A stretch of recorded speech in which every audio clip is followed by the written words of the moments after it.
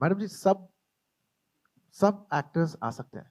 इतने talented actors हैं, सब लोग आ सकते हैं।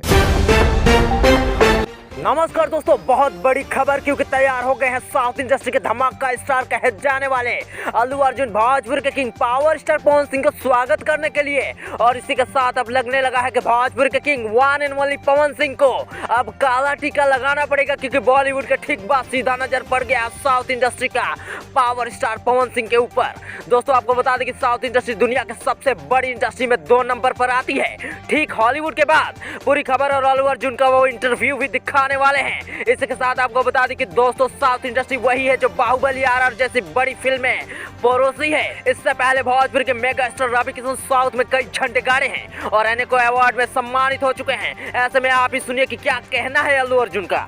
सब लोग आ सकते हैं उस पिक्चर्स लेके, हाँ साउथ में आके प्रमोट करके डब करके। सब एक्टर्स बहुत अच्छे पिक्चर्स करते हैं, सब लोग, हम सबको स्वागत करते हैं। जी हाँ दोस्तों, इतना कुछ सुन के हमारे पावर स्टार कहाँ चुप रहने वाले हैं और दे दिए हैं रिप्लाई, आप ही सुनिए।